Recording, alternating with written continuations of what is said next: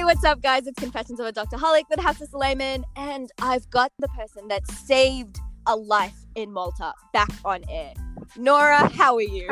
Good. Okay, so I'm loving your stories. So, seriously, I've been on so many rotations, and one thing that I've never seen was a cardiac arrest. And listen, I don't want people to die. I promise. I repeat, I am here to save lives. But I want to see one. I want to know what happened. What was it like? Oh my goodness. So definitely a traumatizing experience for me. I had also never seen anything like that before. And oddly enough, it happened on my first day of my cardiology. I don't want to say rotation, but just the first day that I was shadowing a cardiologist. Yeah. And it was the first patient in the morning, Oh, wow. in the very early morning. And basically, I went with the doctor to shadow a stress test, which is just a very basic routine test that cardiologists do. They put the patient on a treadmill. The patient walks on the treadmill as fast as they can. They get the heart rate up, to the maximum for that patient based on age. And then they just lay him down and they take an ultrasound of the heart and they see how the heart's pumping. So in my head, I said, okay, this is so routine. And I'm sure the doctor wasn't thinking that there was going to be a cardiac arrest, the first appointment in the early morning. So it was an elderly man. I think he was about 78 years old. Okay. And he was on the treadmill. He was doing great, had such a good spirit. And they reached his maximum. They put him down on the table to check his heart.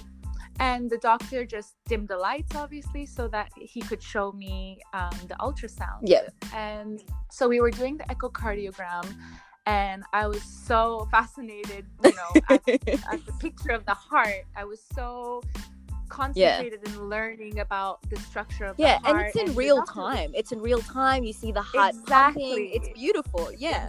It's beautiful. Yeah. And especially me, I want to be a cardiologist. Oh, wow. So this was super exciting for me.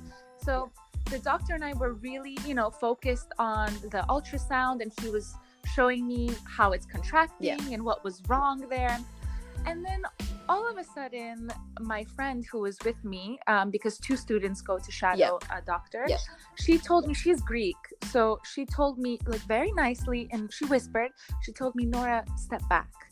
And I didn't understand why she was telling me that. I was trying to learn the ultrasound. And then she repeated herself and she said, Nora, step back right now. And then I look around the room. I wanted to see why did I have to step back? And I see the doctor's nurse is already in action. She has a syringe in her hand. She's ready to go. And I just blanked out. I didn't know what was happening. And so I looked down at the patient, and the patient is basically pale and he's not responding anything. And I look at the ECG, and it's just going haywire. So I realized something's wrong, and then the doctor obviously realizes something's wrong. So I step back, as my friend told me to do, and I just finally, see, third time's the charm. Yeah. Exactly. And I see the doctor and the nurse just, doing their thing, getting ready to revive this man. And I mean, I was terrified. And at one point, the doctor told me, Nora, go grab the oxygen now. And, this is my first time in his office. Yeah. I have no idea where the oxygen is, but obviously oxygen is super important. Yeah. So I'm flipping out. I don't know where the oxygen is. To be completely honest with you, I wouldn't even know how to put it on. We study about the mechanism, but it's we've never actually, at that stage, we've never actually seen it go on and the mechanics of it. Exactly. So I'd be what do you want me to do? Okay. 100%. Yeah. So that's what happened with me. Okay. So I found the oxygen. He told me obviously where it was, not to lose time. Yeah.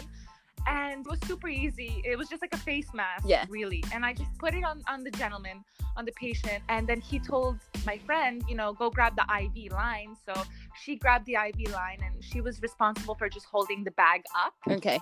While they called the crash team. I heard code blue for the first time, and I didn't know what that meant. And within seconds, this crash team basically just barged in, and they were so professional and so quick to respond. I couldn't believe that within a matter of seconds after calling the crash team, they were in the door and ready to revive Wow. the man. And they did. They shocked Were him. they and- dressed like differently from like the doctors and stuff, or? No, it was mostly they were all in scrubs. Okay. They were all in scrubs. I don't believe that they were dressed differently. Were they in blue what scrubs? Like, why was it code blue and not code red? So each hospital has a code for a certain kind of emergency. Oh, yeah. So code blue is cardiac arrest. Okay. So they know what they're dealing with. Oh, okay. And then I think code red, I'm not sure what, I know in schools it's like active shooter. I don't know what code red in the Yeah, I hospital know. means. I think should. I've seen that. I've seen that on a TV show or a movie for sure. Like, that's why I'm like code red. Yeah. Yeah, no, they have also one for like a pediatric emergency. Yeah. One tip, if you're a medical student and you're listening to this and you're working in a hospital, make sure you're familiar with the code. Yes. Because I wasn't, so I didn't know what I was dealing with. Yeah. But super helpful. Yeah, that's a good tip for me as well. Gets me prepared. Well, Mm-hmm. well, that's great. So, like, what happened afterwards? Like, were you okay, or Yeah. like? Oh, well, oh my God. So, funny enough, like, it was the first week actually of our placement at the hospital. We were with a group of 5 other students. And I guess the other students that day, it wasn't busy. So they were in the cafeteria studying, because if you don't have a meeting with a doctor and there are no patients to be interviewed, then the school lets you study, Yeah. in your break. So they were on their break. I just remember running down the hallway with holding the oxygen mask and running with this patient on a stretcher with the doctor and the crash team following me, and all I hear is code blue, run. And I see the students, like my colleagues, are just like looking at me like, hey, is that Nora?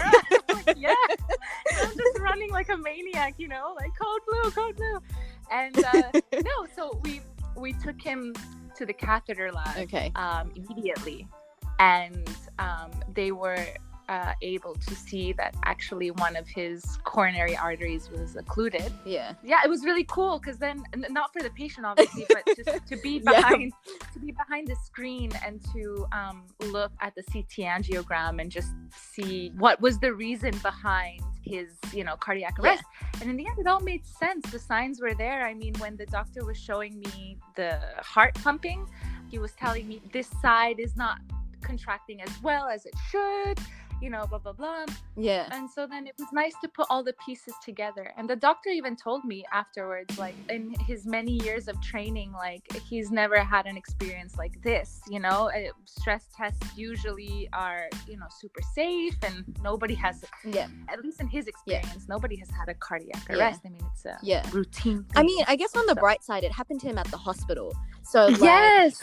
like Yes. the response was Thank immediate. God. It wasn't like he was outdoors or outside at his house. And stuff. Exactly. Yeah. Exactly. The doctor was saying, like, thank God we caught this at the hospital, because could you have imagined if this, like you said, happened outside Yeah. somewhere while he's walking, or Yeah. second, if it happened at a cardiology clinic, outside a private clinic or whatever, Yeah. where you would have to wait for an ambulance to arrive And transfer him and everything. Exactly. So, I mean, all in all, in the end, everything was fine, and we're just grateful that it happened in the hospital with such an amazing team Yeah. to help him.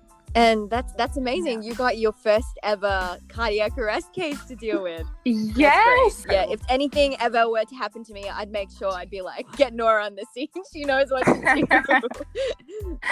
Well, thanks for that. All right, guys. So if you experienced anything similar, what was your first crazy, scary case? Or have you dealt with a cardiac arrest? What did you have to do? Send a voice message through and let us know. And thanks, Nora, once again. See ya. Yeah, no problem. Thank you.